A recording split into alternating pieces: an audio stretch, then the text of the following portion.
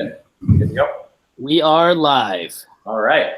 Hi, everybody. My name is Jesse Gabriel. I'm the co-designer of this mental toughness program and tennis pro at New England Tennis Center. I'd like to welcome everybody who's watching live and everybody who's going to be watching later to the recording of this exciting introduction to the Missing Link, a mental toughness program that I created with one of the top mental coaches in the world, Ed Sang. We created this course because so many athletes were reaching out to us because they were not performing up to their potential. They were playing great during practice, but when it came to competition, they kind of fall apart.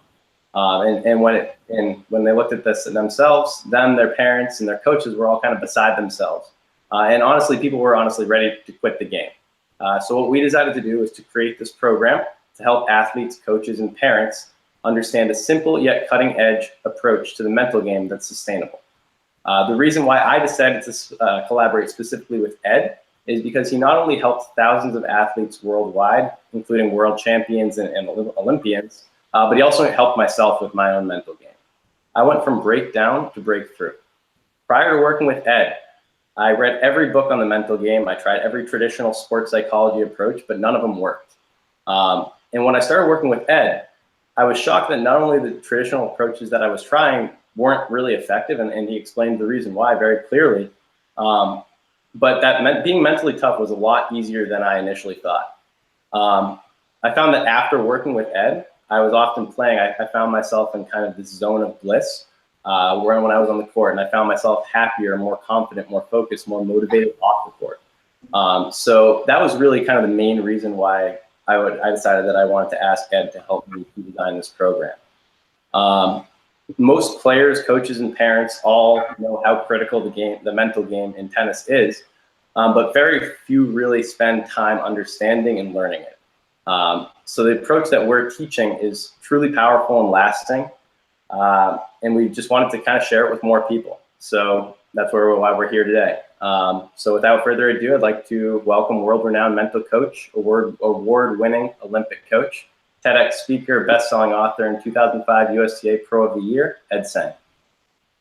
Thanks, Jesse. And thanks to you guys who are tuning in, whether it's watching it live right now. I'm here in Princeton, New Jersey, or if you're watching the recording. So, first of all, it's an honor to teach what I teach to you guys because, I've worked with athletes all over the world. I've created online courses.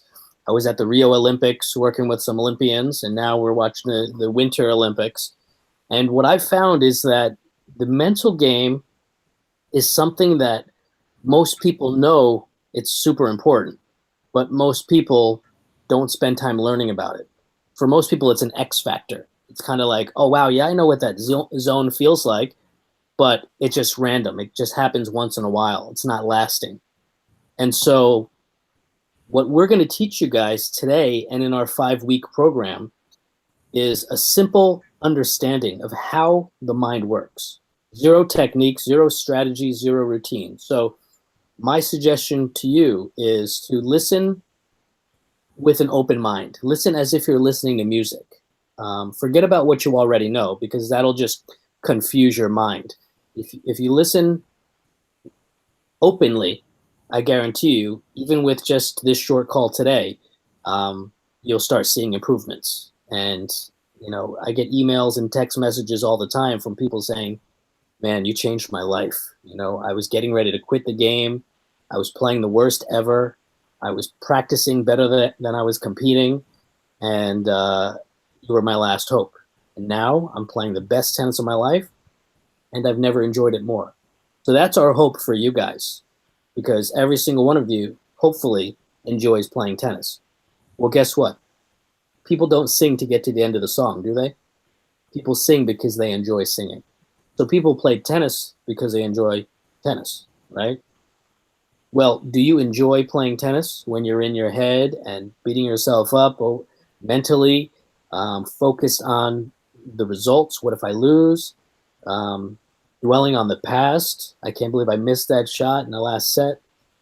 Of course not, right? So why would you do anything that takes you away from your enjoyment of the game?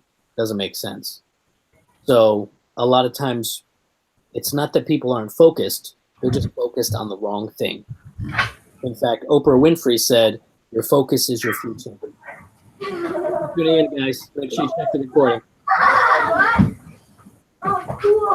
So we got a new group coming in. We'll give them about 30 seconds. Perfect. I see a couple parents watching in the lobby. Hello, parents.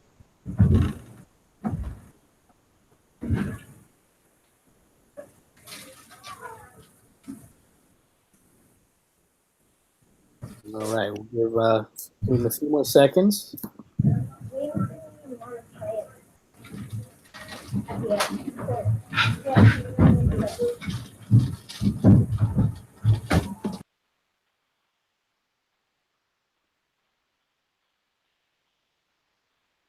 All right, so looks like you guys are starting to stroll in. So we're going to continue. We're talking about the mental game. We're talking about how to do your best when it means the most. So, Jesse, you've heard about this mental game. You've heard about the principles of how the mind works. What have you seen from athletes or yourself that has held people back from performing to their potential? A lot of the times what I see is people get kind of stuck in their thoughts and their feelings, where they'll be on court and they'll start to feel nervous. If they're down break point, they'll start to feel nervous, and then it'll be more of kind of a reaction like, uh-oh, here's the nerves, what's going to happen next? And it's less the nerves themselves that are causing the individual or the athlete to kind of rethink them or kind of get stuck in their head a little bit, but it's more kind of they were getting nervous to the nerves that they were feeling. You know what I mean? So what I found with some of the greatest athletes in the world and beginner athletes and everyone in between is that the only thing holding people back from performing at a high level consistently is getting stuck in their feelings. And the reason why people get stuck in their feelings of discouragement, anger, negativity is because we don't understand, most of us don't understand where our feelings come from. So if you don't know where your feelings come from, you're going to blame something outside of you or a situation or a circumstance. So probably all of you listening are tennis players. So imagine this. Imagine you're playing tennis and you're in a low state of mind. You're in a bad mood. And you hit a ball, you think it's on the baseline, and your opponent calls it out. How do you feel? Probably frustrated, angry, negative. So in that situation, it may seem like missing the shot or the line call or your opponent created how you felt. But that's simply not true. So hang with me for a second, because we live in a world where 99.9% of the people believe that that is true. The line call was affecting us. So let's take a different scenario to shatter that myth. Instead of being in a low state of mind, you're in a high state of mind. You're feeling great. You're in that zone. You're confident. You're focused. You're motivated. You hit a ball. You think it's on the baseline. Your opponent calls it out. You react the same way? No way. How do you react? It's not a big deal. It's just one shot. Maybe I saw it wrong. Maybe they innocently saw it wrong. I still got this. So that's proof that no situation or circumstance or person or comment, nothing outside of us can affect how we feel on the inside. The only thing that can affect how we feel on the inside is our thinking in the moment, our state of mind in the moment. So from a low state of mind, oh, that line call really made me angry. High state of mind, hey, that line call wasn't a big deal, right? So low state of mind, oh, my coach is always on my case.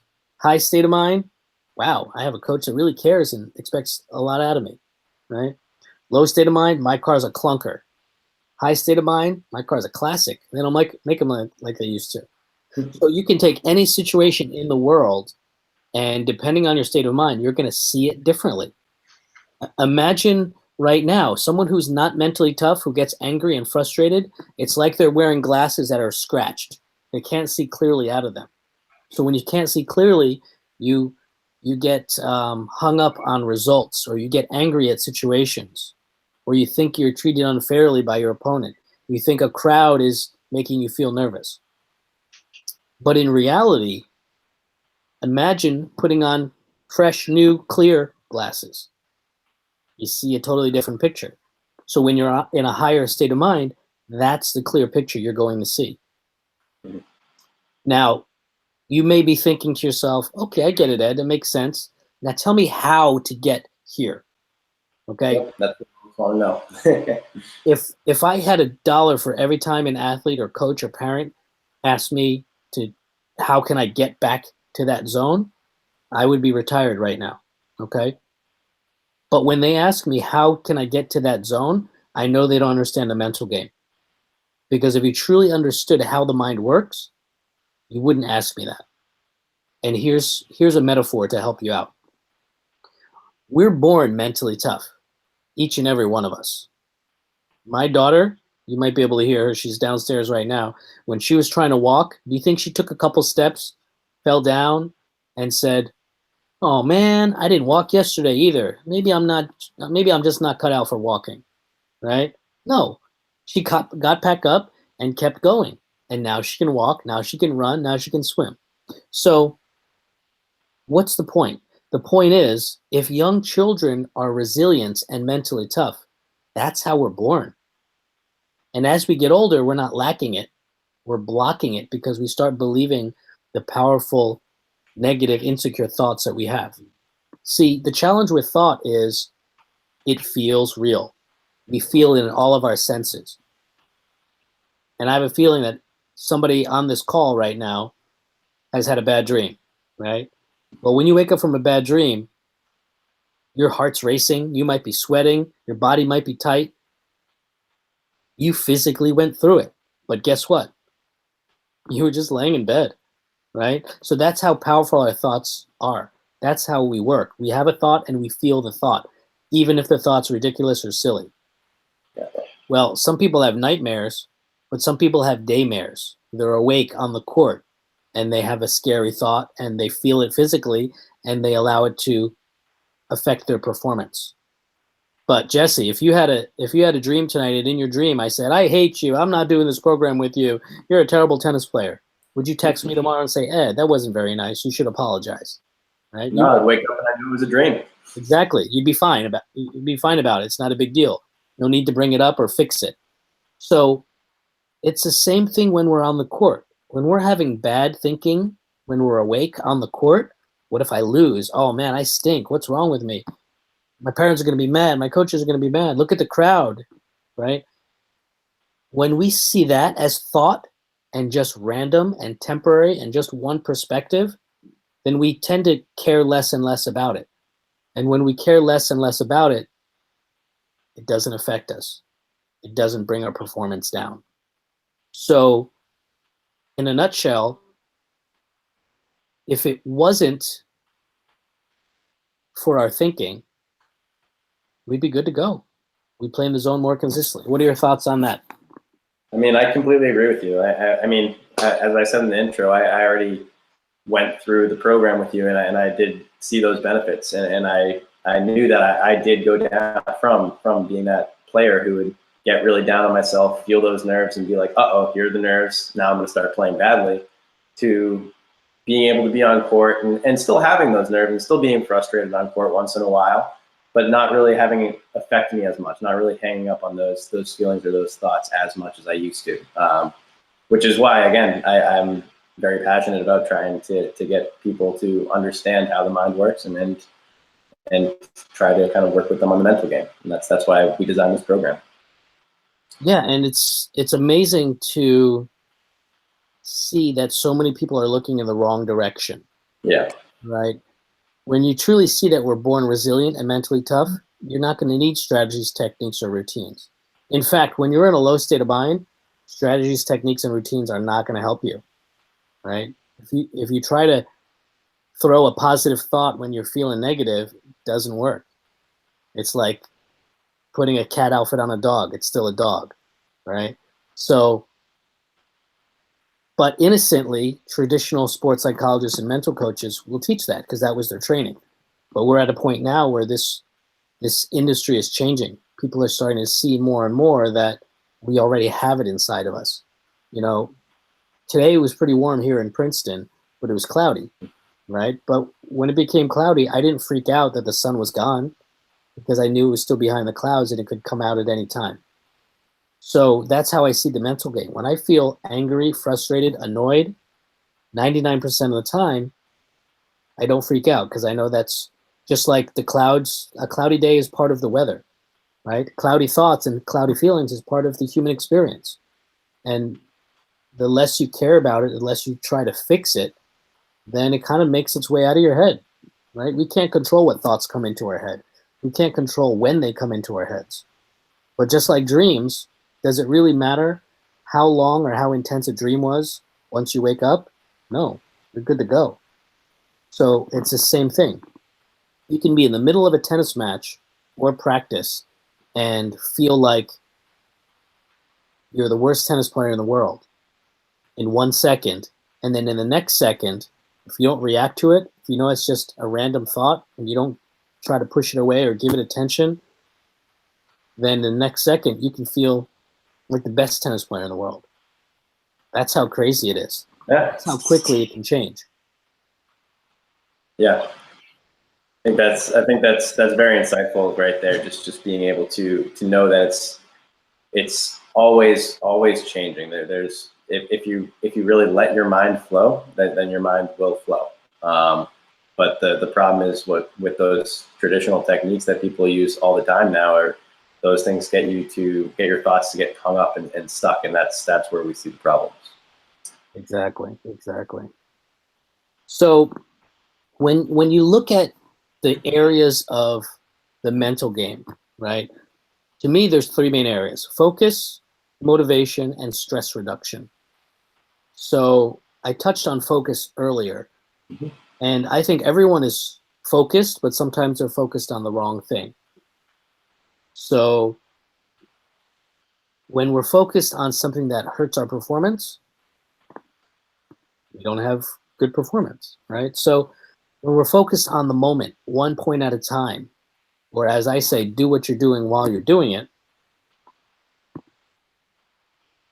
then you're good to go. Yeah. So the question is, what are we focused on? The good news is, if we're focused on the wrong thing, that's fine too. You just come back to the present moment. You just come back to the task at hand, and you're good to go. Right? So it's not difficult to refocus. In fact, it's impossible to focus 100% of the time. Nobody can do it. Roger Federer can't do it. Serena Williams can't do it. So if they can't do it, you're not going to do it. But you can realize when it's happening and then just come back to the moment. So motivation is another one. Motivation is not a feeling, although most people think it is. Motivation is an action. Act motivated and you'll start feeling motivated. Just take action. Trust me, I have a 4-year-old and a 2-year-old. And every morning when my alarm goes off, I don't feel like getting up. But guess what? I don't listen to that feeling and thought. See, thought is not instruction or information about who you are or what's about to happen. It's random. Most people act according to how they feel. Well, if I'm an actor on Broadway and the curtain starts to go up, can I say, wait, I'm not in the part yet? No, I got to be in the part whether I feel like it or not. So life is the same way. Tennis is the same way. So when I don't feel like waking up in the morning, I just get up. And guess what? Once I get up, I'm good to go. I never regret getting up. I only regret when I sleep in and hit snooze 24 times. Yeah, and on that topic too, I think one of my favorite stories that you told me when we were working together was I forget what his name was, but he was the marathon runner who would run it or yeah, I don't know if you want to tell the story, but yeah. Yeah, I was about to share that as well. So we're on the same wavelength. So a friend of mine, his name is Tom Fleming, and he won the Boston Marathon. He won the New York Marathon. And when he was training, he used to run between 150 and 175 miles a week. I know some people that they don't even drive that much. So somebody interviewed him and said, Tom, do you ever not feel like running? And Fleming said, every day I don't feel like running until I start running. Pretty crazy for someone who used to run 150 and 175 miles a week. So what does that story mean to me? Simple. It's the start that stops most people. Most people don't feel like starting, so they don't do it. Well, they're quickly surpassed by people that work harder than them, that do take action, who are maybe less talented. So it's the start that stops most people. Just do it.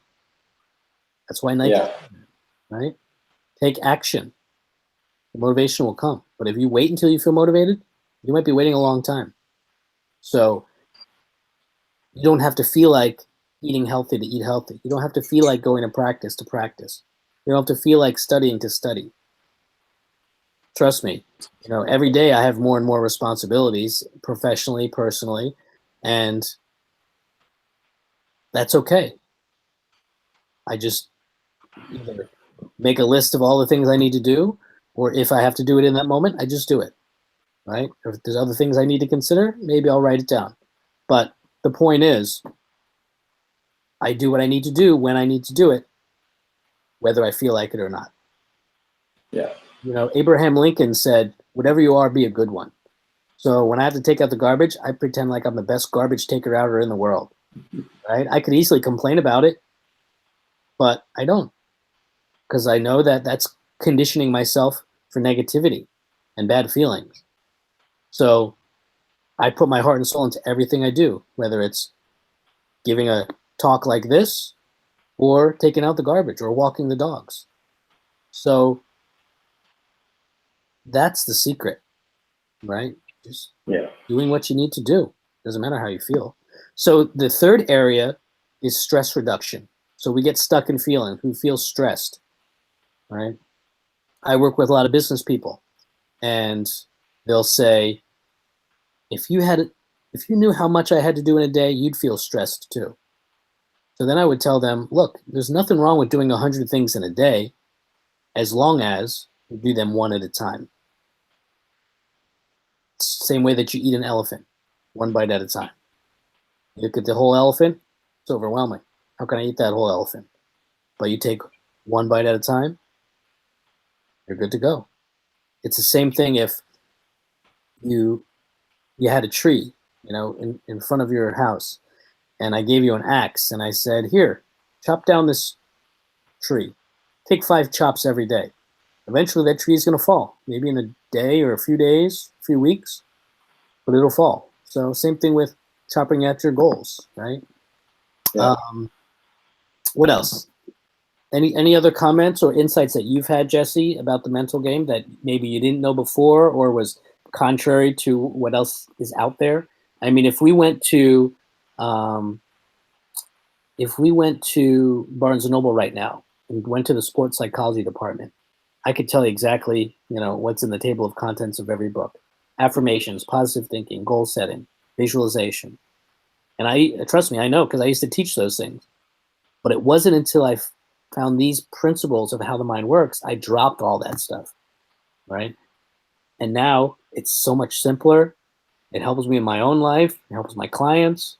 So, and now I'm helping people all over the world. So, so tell me more about your experience with this paradigm. For me, I guess the first thing that clicked was why the traditional sports psychology techniques that I had been using and had been teaching, just like you, exactly why those weren't working. And it was really just because when you think of the zone, it's kind of that area of instinct where you're just kind of operating by you're just kind of playing. You're not really thinking. You're just kind of operating on autopilot. And when I was trying to apply visualizations or apply a ritual or replace negative thoughts with positive thoughts or things like that, all I would really do is get myself thinking more, and it would honestly pull me out of the zone and kind of that area of kind of peaceful bliss that I was talking about in the very beginning. And that was really the first thing that clicked for me. And I can tell you exactly the first insight that I had when I was working with you. And then that was I was driving to a doubles match that I was playing on the weekend, and I was really nervous because the week before I had a tough closing of that match, where I had the match on my racket on my serve and lost the match. And when I was driving, I felt these nerves. It was just kind of a sign to me to kind of look at what I was thinking in the moment, and I realized that I was thinking about that match from the week before, and you transported yourself to the past. Exactly. And when I realized that, and I realized that the past really didn't have any effect over what I was going to do today, it didn't affect me anymore. I felt those nerves or I didn't feel those nerves go away. They just kind of went away. And I got to the match. I played the match. We were in the second set. We won the first set. We were in the second set. We were down 5-4. My partner was serving. We went down 15-40 in that game. I strained my hamstring. We ended up coming back, winning that game, breaking the person's serve in the next game. So we were up 6-5. And then it was on my serve, which is normally when I would kind of feel those nerves and really kind of let those affect me before. And I didn't. I hit 4 really, really big serves in a row, 3 of which they managed to hit really good returns on, and they won 3 of those points. And then I got to when it was 15-40 and slowed down and just kind of thought, okay, I just hit a bunch of flat serves in a row. Why don't I just try a kick serve? And I hit 3 kick serves in a row, and we ended up winning the match off those 3 serves. So it was kind of just a moment of clarity where in that moment when I was serving during that game, and I normally would feel the nerves and let those nerves affect me and kind of get stuck in those nerves. I felt the nerves, I definitely did, but they didn't affect me. I just kind of stepped up to the line and said, okay, I'm just gonna hit a kick serve, and kicked it up to the backhand 3 times in a row, and we won the game and won the match. So, no, you never shared that story with me. I love that. Yeah. And then the funny part was on the way back home after the match, I was thinking to myself, and I was like, I was really nervous before this match. So that's proof, and that's reassuring for everyone listening, whether you're a player, parent, or a coach, that who cares what you're thinking and feeling before a match. I can't tell you how many people say, Ed, help me get in the right frame of mind before a match. It's very important to do that. I'm like, who cares? You can't do that. You can't control when you're feeling what you're feeling. I can't do it. Nobody can do it. Nadal can't do it. But Nadal knows that how he feels has 0 impact over how he's going to play. So he doesn't concern himself with it. Yeah. That is such a great story. And I love how, talking about focus, when you hit 3 big flat serves and they hit 3 great returns and won the point, you could easily have been focused on, oh my God, I hit big serves. These guys are too good. They returned all of them. We're going to lose. You could have been focused on that, but you weren't. You were calm. And I would say that if I was operating from that low state of mind, I probably would have thought that. Yeah, maybe you would have tried to hit even harder and flounder. That wouldn't have worked. You probably would have missed, right? And you probably would have hit slower, because trying to hit hard is not hitting hard, right? When you're loose and free, boom, that's when you hit hard. When your mind is clear, you're able to come up with solutions like, maybe I'll just kick it to the backhand.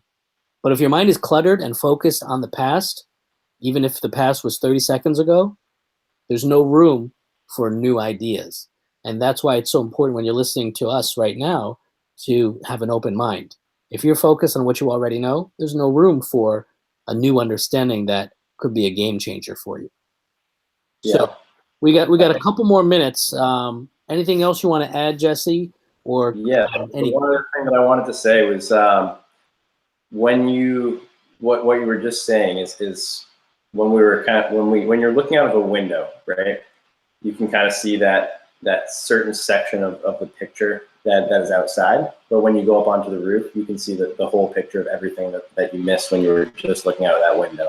And I feel like that's very analogous to our approach, which is really kind of just being a little bit more open, letting yourself be able to see kind of outside of just that narrow perspective of the window, being able to kind of look at this like you're looking at the city from a roof, as opposed to looking at the city from a window.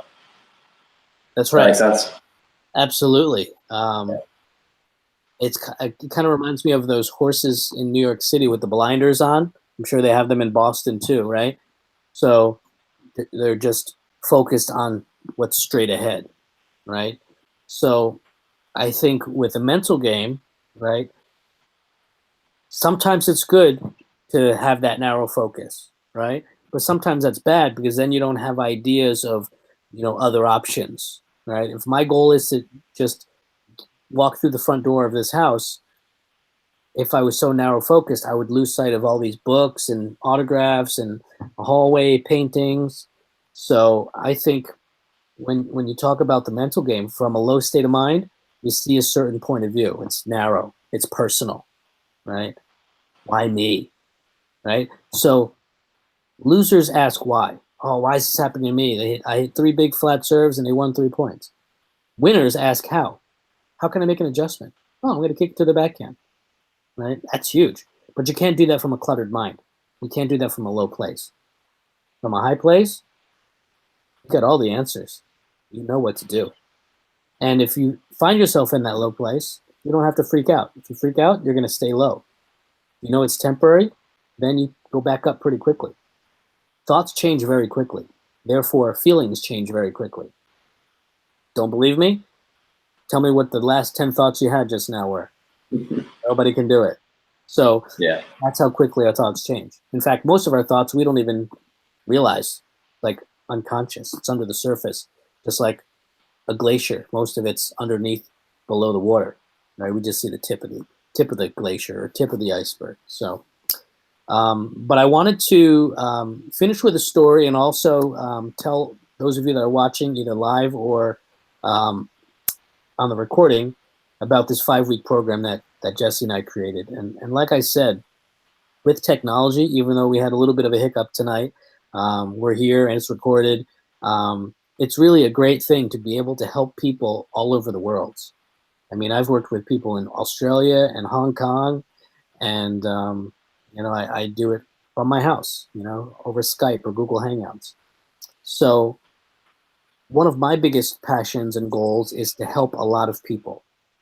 And the way that I can help a lot of people is to teach them where their experience is coming from, why they're feeling happy and sad, why they're feeling frustrated or annoyed. And the more that they can see that it's not coming from outside of them, it's just coming from in the moment, and we self-correct the same way that if we pull a muscle, it's actually good, right? Because it's giving us information that, hey, we should rest or we should take it easy. So the same thing when we feel bad mentally, it's actually good because it's information telling us that, hey, your thinking's off track. That's just one narrow perspective. You don't need to believe it. And then you're good to go. We self-correct. We go back up to focus, motivation, and very little stress. So Yeah. my hope is to have more and more people access that zone, perform better, but also very few people who take this course will go on the pro tour. But the lessons that they learn about themselves and their game and about the human experience can help them in school, relationships, their jobs, everything. So I think as parents and coaches, all we really want is our players to be happy and have successful lives and be set up for good opportunities, in the future. So that's why it excites me, because I can't tell you how many parents and athletes email me thanking me, because it really is huge. I mean, if you don't have a strong mental game, you have nothing. I don't care how much money you have. I don't care what your situations are, right? Your circumstances, right? If you're a billionaire who's miserable, you're just a miserable person with a lot of money. So, so it really doesn't matter unless you have a good mental game, unless you understand how easy it is to access confidence, happiness, all the things that people are looking for, but they're looking in the wrong place. It's kind of like having a tail wag the dog. It doesn't work that way. When you look within, when you take a course like the one we created, everything changes. So Any final words, Jesse? Yeah, on that note, I'd like to say that like for me working with you, the biggest reason why I wanted to create this course with you wasn't because it helped my game on court, but because it helped my happiness and my confidence and everything off court. I found myself more motivated to the point where I was able to develop this course with you. I felt myself more confident to the point where I was, again, confident to be able to teach this with you. And I was able to really be happy after I finished working with you. And I haven't really, to be honest, I haven't really felt sad or anything like that in a long time. And I'll feel it once in a while, but when I feel it, I know it's not a big deal, and it's just my thinking being a little bit off track, and I'm able to move past it. It's been a huge relief. So Perfect. That's really my main reason for wanting to design this course, because it really helped me off court and on court. But I view on court as more of kind of a add-on as to the off court. Yeah. And it's true. We're all going to have negative feelings and lack confidence sometimes. We're not robots. I mean, I've been with world champions, gold medalists, Sports Illustrated swimsuit cover models. Everyone lacks confidence sometimes. Actually, everyone lacks confidence on a daily basis. But the people who are the most successful don't freak out when they lose their confidence. The same way that we don't freak out when the cloud goes in front of the sun, right? Just temporary. It's how the weather works. It's how the human experience works. So thank you guys for tuning in. Jesse, can you are you able to access the chat box? Yes. Yeah. Can you just put the link to our program in? Yes. Let me pull that up real quick. Or actually, I can do it from here.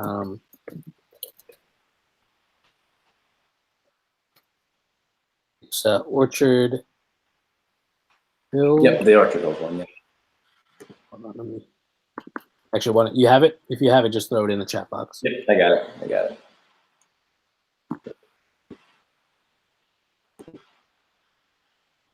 So take a look at the chat box, guys. Jesse's going to throw the link in there for our course. There it is. You see it? Awesome. And if you sign up within the next 24 hours, so by Friday, 7 p.m., I'm going to throw in a special gift for you. And then we'll get started. We'll see you guys in the course. If you have any questions, I'm going to put my email here, ed@edsang.com. That's me. I'll give you my number, 609-558-1077. You can call or text at any time. Whether you join the program or not, we're here for you. Use us as a resource. We're happy to help you. We want to help a lot of people in the world, and this is just one step. So let me finish with a quick little story. There was a motivational speaker, and they wanted him to go to the South Pole to teach penguins how to fly. He said, "What are you talking about? Penguins can't fly." And he said, "Well, we'll pay you a lot of money. You don't have to guarantee results, but please come down." So he said, "Fine, I'll do it, but you got to prepay me." So he goes down to give a workshop called How Penguins Can Fly.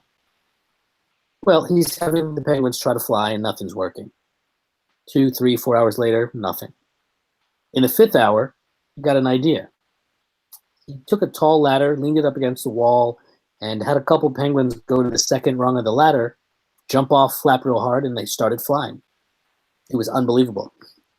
Well, by the end of the full day workshop, every single penguin was flying.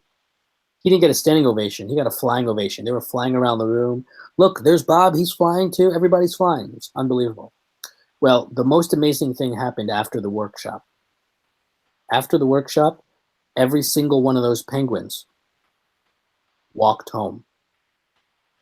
They just learned how to fly, and they walked home. So we just shared with you some of the principles of the mental game that some of the greatest athletes in the world know. And it can be super helpful.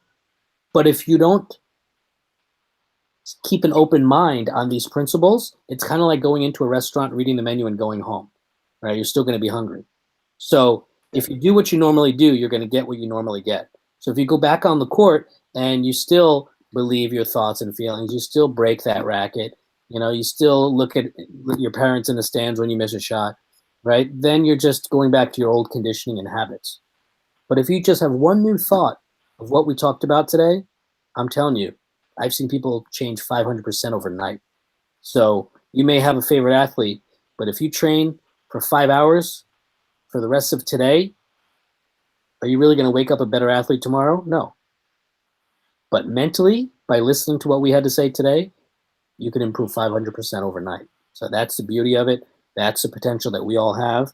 And we'll see you guys in the course. Jesse, thanks for your time and helping organize this. And thank you guys for tuning in, whether it's live or the recording. Like I said, sign up within 24 hours with the link in the chat box, and you get a free gift. And but even with that, the best gift of all is going to be mental toughness.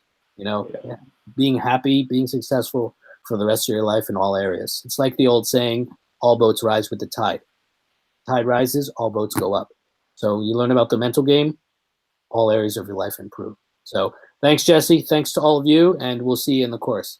Take care. Awesome. Thank you, Ed. Thank you for your time. Bye-bye.